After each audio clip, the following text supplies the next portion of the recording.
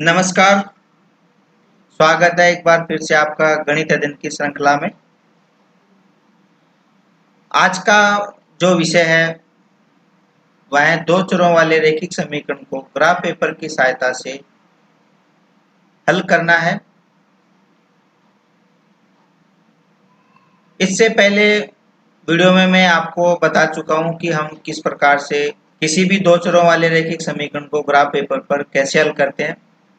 यहाँ आज मैं आपको संक्षिप्त विधि बताऊंगा जिसकी सहायता से आप समीकरण का हल ज्ञात कर सकेंगे और चुटकियों में आप प्रत्येक रैखिक समीकरण के लिए 3 बिंदुओं को बिना पेन पेंसिल की सहायता से आप ज्ञात कर सकेंगे।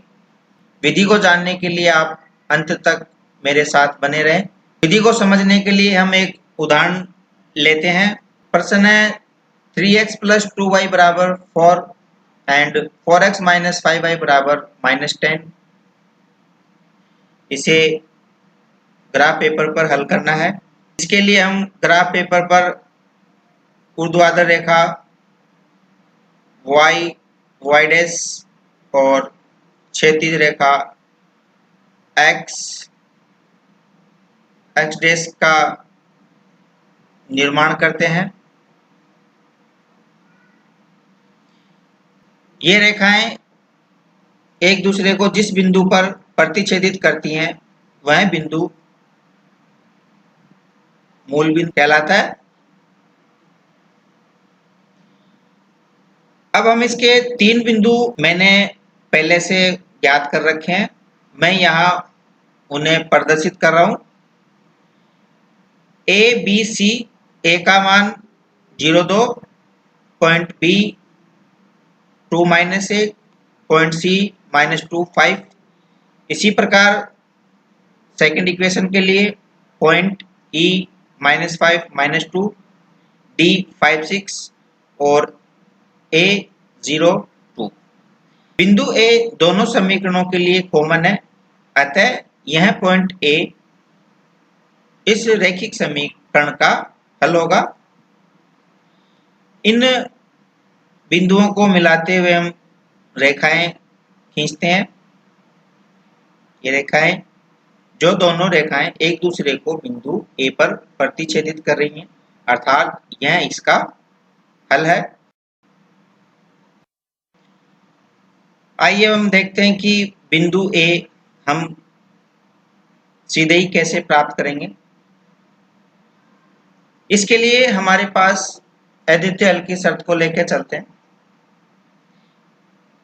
किसी भी दो चरों वाले रैखिक समीकरण का अद्वितीय हल प्राप्त करने की शर्त है कि x के गुणांक, y के गुणांक और अचर पदों का अनुपात निकालते हैं, अर्थात a1/a2, b1/b2, c1/c2। तो अद्वितीय हल होगा यदि a1/a2 बराबर नहीं है b1/b2 के, लेकिन a1/a2 बराबर हो सकता है c1/c2 के, या b1/b2 बराबर हो सकता है c1/c2 के।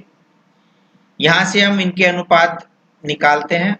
तो a1 का मान 3, a2 का मान 4, b1 का मान 2, b2 का मान -5, c1 का मान 4 और c2 का मान -10। अतः इनका अनुपात 3/4 बराबर नहीं है 2/-5 बराबर 4/-10, या इसे हम लिख सकते हैं, यहाँ 2 का भाग पूरा पूरा जाएगा, 2 दूनी 4, 5 दूनी 10, तो 2/-5।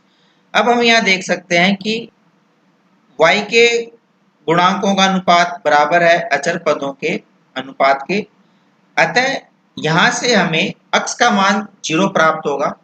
अब यह x का मान 0 आप किसी भी समीकरण में रखें तो हमें उसके संगत y का मान प्राप्त होगा। मैं यहाँ x बराबर 0 समीकरण 1 में रख रहा हूँ, अर्थात बराबर 2। अतः इसका हल क्या प्राप्त हुआ, बिंदु ए। इसी प्रकार यदि यहाँ y के कोफिशिएंट्स के अनुपात बराबर नहीं है, x के कोफिशिएंट्स के अनुपात कांस्टेंट के अनुपात के बराबर है, तो इसका अर्थ है कि y बराबर 0 होगा और हमें x का मान प्राप्त होगा। और यदि तीनों ही आपस में बराबर नहीं है, कोई भी दो आपस में बराबर नहीं है, या यूं कहें कि तीनों ही आपस में बराबर नहीं है, तो हमें इन्हें अलग से हल करना होगा, जो हम आसानी से कर सकते हैं। वज्रगुणा विधि है, विलोपन विधि है, गुणांक समान कर हल करने की विधि है। किसी भी विधि से हम इन्हें हल कर सकते हैं। अब हम इसी हल से प्रत्येक समीकरण के संगत 3-3 बिंदु ज्ञात करेंगे, वो भी बिना पेन और पेंसिल के। कैसे? तो आइए देखते हैं। हमें एक बिंदु इसका जो हल है वो प्राप्त कर लिया, a 0 और 2। तो हम क्या करेंगे, समीकरण 3x + 2y = 4 को हम लिख सकते हैं x बराबर 4 - 2y बटे 3। यह ध्यान देने योग्य बात है कि हमें सबसे पहले इनका हल ज्ञात कर लेना है। तो उक्त हल से y बराबर 2 में हर वाली संख्या को एक बार जोड़ना है और एक बार घटाना है, क्योंकि एक बिंदु तो हमने प्राप्त कर लिया है। हमें बिंदु कितने प्राप्त करने होते हैं? बिल्कुल सही, 3। अब हमें केवल 2 बिंदु ज्ञात करने हैं, तो इसके लिए हम क्या करेंगे, जो y है उसमें हर वाली संख्या अर्थात 3 को एक बार जोड़ेंगे। देखिए यहाँ 2 + 3 और एक बार घटाना है 2 - 3।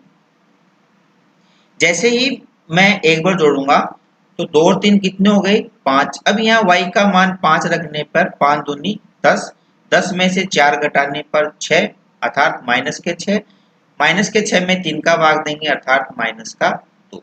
अब देखिए हमें यहाँ बिल्कुल पेन पेंसिल की आवश्यकता नहीं पड़ी। इसी प्रकार अगला बिंदु, 2 में से 3 घटाएंगे। ऐसा नहीं है कि हम और नहीं जोड़ सकते हैं, लेकिन फिर वो किस में जुड़ेगा? 5 में जुड़ेगा।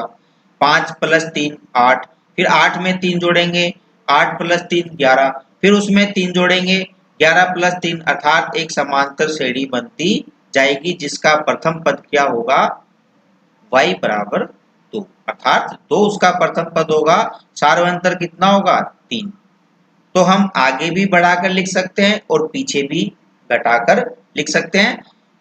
इसे सरल करने के लिए एक बार जोड़ना और एक बार घटाना, बस इतना ही रखना है, इसके अलावा और कुछ नहीं रखना है। यहाँ एक घटाने पर हमें कितना प्राप्त होगा? -1। अब ये y बराबर -1 यहाँ रखेंगे, माइनस प्लस 2 एकम 2, 2 और 4 6, 6 में 3 का भाग देंगे तो यह हमें बिंदु तीसरा प्राप्त हो गया। इसी प्रकार सेकंड इक्वेशन के लिए 4x - 5y = -10, इसे हम x के रूप में लिख सकते हैं। -10 + 5y बटे 4। वहीं करना है कि यहाँ y की वैल्यू कितनी है? 2 पॉइंट A से। यहाँ y बराबर 2 में ये 4, हर में कितना है? 4। इसे एक बार जोड़ना है, एक बार घटाना है। जोड़ने से y का मान 6 और घटाने पे y का मान -2। जैसे ही मैं y का मान 6 रखूंगा, 6 × 5 = 30, 30 में से 10 घटाएंगे 20, 20 में 4 का भाग देंगे 5। इसी प्रकार -2 रखने पर, -2 को 5 से गुणा करने पर -10, -10, -10, -20 में 4 का भाग देंगे -5। हमें हमारा तीसरा बिंदु प्राप्त हो गया, वो भी हमें बिना पेन और पेंसिल के। यदि वीडियो पसंद आया हो तो इसे लाइक करें, सब्सक्राइब करें और अपने दोस्तों में शेयर करें। जय हिंद।